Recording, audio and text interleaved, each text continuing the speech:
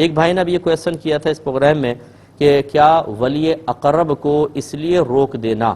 کہ اس کے بعد جنازہ دوبارہ نہیں پڑھا جا سکتا اور پھر دوسری نماز جنازہ تاکہ ہم پڑھ سکیں، کیا یہ صحیح ہے؟ اس میں کوئی حرج نہیں ہے کہ ولی اقرب یعنی قریب ترین جو ہوتا ہے، جیسے بیٹا جو ہوتا ہے ولی اقرب ہے میت کا، تو وہ رک جائے، اور اگر کثیر تعداد ہے یا پھر جیسے مثال کے طور پر باہر سے باڈی آتی ہے تو وہاں لوگ پڑھ لیں، ولی اقرب نہ پڑھے، تاکہ چلو پھر یہاں پر آ کر ہم پڑھ سکیں، کیونکہ جب ولی اقرب پڑھ لیتا ہے اس کے بعد پھر جنازہ پڑھنا شرعاً جائز نہیں ہوتا، تو اس کے لیے کوئی حرج نہیں ہے۔ جیسے امام اعظم ابو حنیفہ رضی اللہ تعالی عنہ کے نماز جنازہ کہتے ہیں کہ 81 دفعہ ہوئی، 80 مرتبہ میں آپ کے صاحبزادے شامل نہ ہوئے، اور اس کے بعد، اور اس کی وجہ یہ تھی کہ کثیر تعداد آ رہی تھی، اتنے لوگ، ہجوم کثیر تھا، تو پھر اگر وہ ولی اقرب پڑھ لیتے تو ہزارہا لوگ اس سے محروم ہو جاتے، تو اس لیے انہوں نے بہت بعد میں پڑھی، تو اس لیے صحیح مصلحت کی بنا پر ایسا کرنے میں شرعاً کوئی حرج نہیں ہے۔ یہ کہتے ہیں کہ بعض اوقات کمپنیز آفر کرتی ہیں کہ آپ اتنا پیسہ بیلنس یعنی اکاؤنٹ میں رکھوائیں، اتنا بیلنس تو آپ کو اتنے فری منٹ ملیں گے، اتنا یہ ہوگا، کیا یہ صحیح ہے؟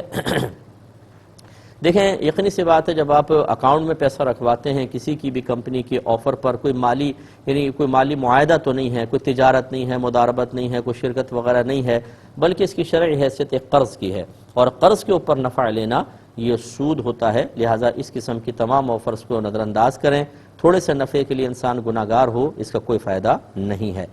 دیکھیے، کہتے ہیں کہ کالر والے سوٹ میں نماز پڑھنا جائز ہے کیا؟ جو کالر لٹک رہے ہوتے ہیں، کیا یہ کپڑا لٹکانے کے حکم میں تو نہیں آتا؟ تو بالکل نہیں آتا، آج کل اس کا عرف بہت زیادہ رائج ہے، لوگ سب کالر والے کپڑے پہن رہے ہیں، نماز پڑھ رہے ہیں، یہ اس کے حکم میں نہیں آتا۔ اگر فرض کر لیں کہ قیاساً آتا بھی تو اب عموم بلوہ اتنا زیادہ ہے، اب اس قسم کے نکتے نکال کر لاکھوں کروڑوں لوگوں کی نمازوں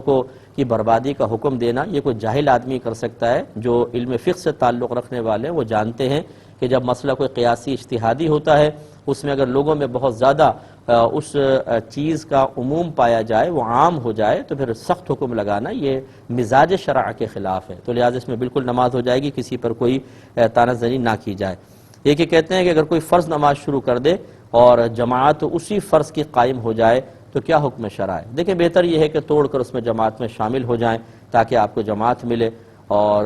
اس میں احتیاطاً اللہ کی بارگاہ میں توبہ بھی کر لیں۔ اور ایک یہ ہوتا ہے کہ آپ جماعت نکل گئی، اب اپنا فرض آپ نے نماز شروع کی، کچھ لوگ آئے انہوں نے جماعت ثانیہ قائم کر لی اپنی، تو اب یہ نہیں کہ آپ توڑ کے جماعت ثانیہ میں شامل ہو، اب چھوڑ دیں، آپ اپنی پڑھ لیں، تو یہ صحیح ہے۔